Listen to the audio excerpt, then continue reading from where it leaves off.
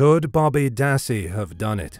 Stephen Allen Avery from Manitowoc County, Wisconsin, was falsely convicted of sexual assault and attempted murder in 1985. After spending 18 years of a 32-year sentence, 6 of which were concurrent with a term for kidnapping, Avery was exonerated by DNA testing and freed in 2003, only to be charged with murder 2 years later.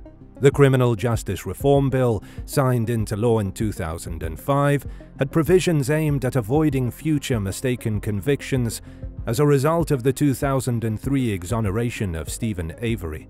Following his release, Avery filed a $36 million lawsuit for wrongful conviction and incarceration against Manitowoc County, its former sheriff, and its former district attorney.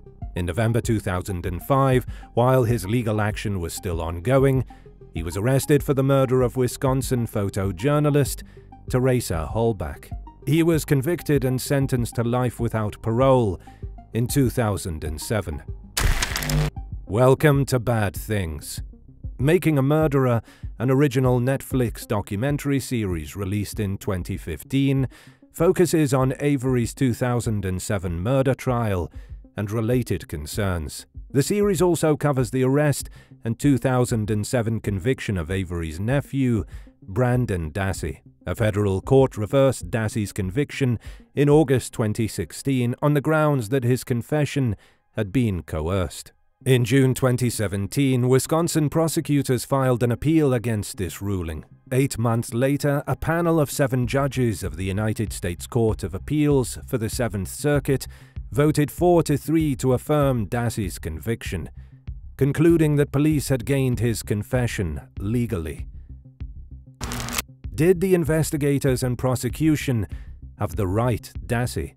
New evidence and a slew of new amateur investigator theories are now pointing at Bobby Dassey as a person of interest. A new witness has come forward with testimony that might overturn the famed Making a Murderer case, according to Stephen Avery's appeals attorney. In the most recent development, Avery's attorney, Kathleen Zellner, filed a new motion asking for the case to be sent back to circuit court after a newspaper delivery driver contacted Avery's legal team, saying he had seen Bobby Dassey, Avery's nephew and the brother of Brendan Dassey, pushing the dark blue RAV4 toward the junkyard on the Avery property in the early morning hours of November 5, 2005, before authorities discovered it. Thomas Zawinski stated in a signed document attached to the latest court filing that he passed shirtless Bobby and the older man, described as being in his 50s or 60s, on his way to deliver newspapers to the Avery mailbox, and then again on his way to the exit. When he passed the RAV4 a second time, Zawinski saw Bobby trying to block his exit from the property and was forced to veer into a small ditch to avoid him. I felt very afraid as I approached the 2 individuals because Bobby Dassey attempted to step in front of my car, blocking my exit, Zawinski stated. Zawinski said that he yelled, "Paperboy. Gotta go," he said as he swerved past Bobby out of fear for his safety. Bobby Dassey looked me in the eye, and I could tell with the look in his eyes that he was not happy to see me there, said Zawinski, adding that he believed the 2 men were doing something creepy. Zawinski notified the Manitowoc County Sheriff's Office as soon as he recognized the importance of what he had seen, according to Avery's lawyers, after officials found the RAV4 later that day. According to court filings, he relayed what he saw to a female deputy, but was told, "We already know who did it." Zawinski said that he gave authorities his name and phone number, but they never contacted him about the issue. Zellner has said that the new witness description of what Zawinski had seen that morning is crucial to the case, since Bobby was the key witness in Avery's trial. Bobby told the jury that he saw Holbach pull up to the property at around 2:30 p.m. on October 31, 2005, and began taking photographs of his mother's vehicle before seeing her move toward Avery's trailer, putting Holbach near Avery at her final known sighting. Bobby said he never saw the woman again and left the property minutes afterwards to go hunting. When he returned home about 5 p.m., he reported that Halbach's car was gone. Zellner stated in her appeal that the state withheld Sawinski's testimony and denied Avery a fair trial and the opportunity to present a reasonable defense. According to the request, the defense may have used Sawinski's testimony at trial to undermine Bobby's credibility, proves that he was personally engaged in the crime, and proves that he planted evidence to frame his uncle, Stephen Avery. According to the affidavit, Sawinski characterized the unidentified man he saw that morning with Bobby as a man in his 50s or 60s, with a long grey beard and a bulkier build. He guessed that the man was around 6 feet tall and that he was wearing a big jacket. The witness provides the most important evidence in the case to date, Zellner said in a statement. He not only discredits the state's star witness, he links this person to the murder. The police ignored his tip. Stephen would not have been convicted if this evidence had been known. In Avery's case, the most recent submission comes after more than a year of filings by prosecutors and the defense as part of an appeal. An appeals court has yet to conduct a hearing on the subject. The extremely active Making a Murderer thread on Reddit is possibly the antithesis of amateur investigation forums on the internet. One contributor laid out the supposed evidence against Bobby Dassey in the clearest way possible. Can someone please refresh my memory on why so many think Bobby was involved, responsible? He immediately pointed the finger at his uncle. He tried to establish an alibi with his mother's boyfriend. He claimed his mother's boyfriend would know precisely when they saw each other. He claimed he was hunting on his mother's boyfriend's property, which was the first time ever, and broke his pattern of hunting every day with his best friend. He lacks a solid alibi for the majority of his time on the 10th of the 31st, 05. Outside of the phony one he gave, he has scratches on his back. He owns a .22 rifle. He is a hunter and owns tools to dismember his kills. TH's bones found in his family's burn barrels. He was involved in viewing images of mutilation, rape and torture. He was involved in pretending to be his brothers online, in which he would harass and threaten girls. PC was in his bedroom. He was the first to implicate his own brother. He was violent towards his mother and younger brothers. He had many inconsistent statements, e.g. in 2005 he saw fire on 11/1/05 or 11/2/05. In 2006, claimed he saw fire on 10/31/05. In 2007, at trial, claimed he never saw fire at all, that he didn't even look. In 2017, returns to claiming he saw fire on 10/31/05. It's alleged that he was seen pushing TH's vehicle onto the Avery property. I'm sure I'm missing stuff, but you get the point. I'm not saying Bobby did it, but to say there is no evidence of his potential involvement is disingenuous. According to a poll on Reddit, there is certainly a lean towards Bobby Dassey's involvement in the murder. What do we know about Bobby Dassey and the murder of Teresa Halbach? The most reliable records that can be found come from the trial of Stephen Avery. Here are the 3 most pertinent facts we know from the day Halbach was murdered and Bobby Dassey's whereabouts. Number 1. Bobby Dassey testified that he saw Teresa Halbach the day she vanished. According to court documents and trial transcripts from Manitowoc County, Bobby Dassey had worked the 3rd shift at a fume hood plant in 2 Rivers.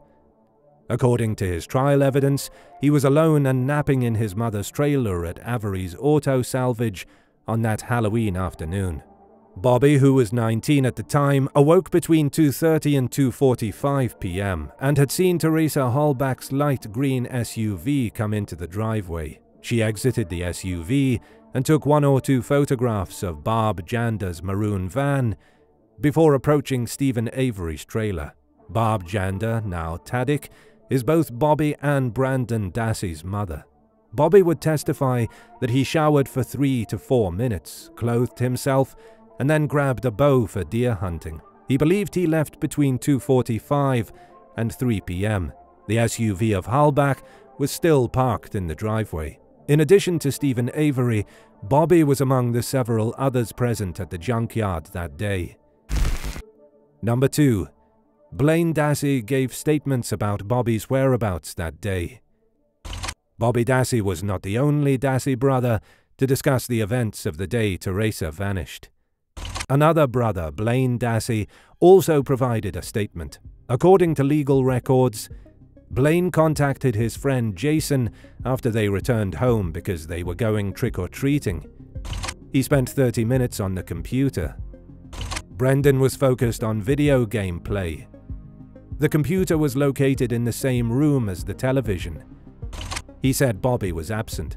On another occasion, though, Blaine said Bobby was asleep when he and Brendan exited the school bus at about 3:40 that day, contradicting Bobby's timetable. Bobby was not out hunting deer, a defense counsel for Avery would inquire. Yes. Do you remember that? Yeah. Blaine further disclosed to the investigators that he feared his uncle Stephen. Blaine remained in the house until 5:30 p.m. before he left to go trick-or-treating. He did not return until 11 p.m. According to court documents, Brian Dassey was home by 5 p.m., and Bobby, Blaine, and Brendan were all at home at that time. Brian said that he may have played video games, showered, and then prepared to see his girlfriend.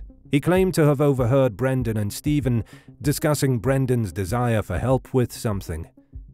When Brian left between 6:30 and 7 p.m. to spend the night with his fiancée, he spotted smoke rising from behind Stephen's garage area, but did not think much of it. He said that Avery burns twice every month. According to police accounts, the owner of the gravel mine was removing vegetation, and Stephen had volunteered to burn it for him. Number 3. Avery's defense attorneys focused somewhat on Bobby Dassey. In a court filing, Avery's appeal counsel argued that the trial judge's rejection of alternate suspect ideas made it more difficult for Avery to establish a defense. A difficulty with Mr. Avery's defense was that it relied upon a theory that Ms. Hallback's killer or killers were not the same people as those who framed him.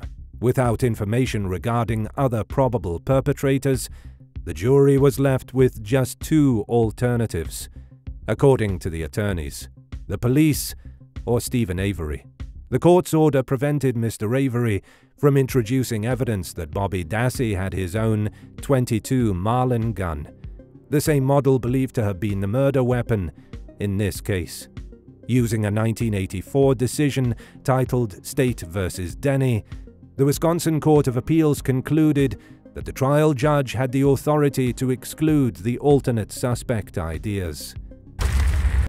According to the Court of Appeals, for the defense to satisfy the Denny standard for admitting third-party guilt, the alternative suspects must have had motivation, opportunity, and a direct link to the offense.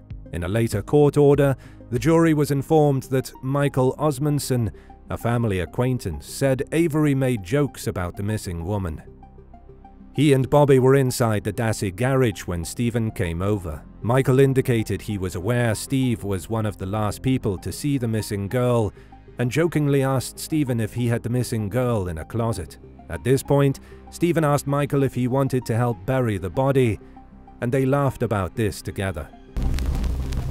Bobby Dassey has never been charged with any crime related to the Hallback murder, although he certainly is on the proverbial radar of the defense attorneys and the massive community of amateur internet sleuths wanting justice for Teresa Hallback. As of the time of this video, a Reddit contributor sums Bobby Dassey's involvement perfectly. Bobby is a valid suspect, and if somehow hypothetically they found him guilty of this, it wouldn't surprise me. Based on the evidence right now? Nah.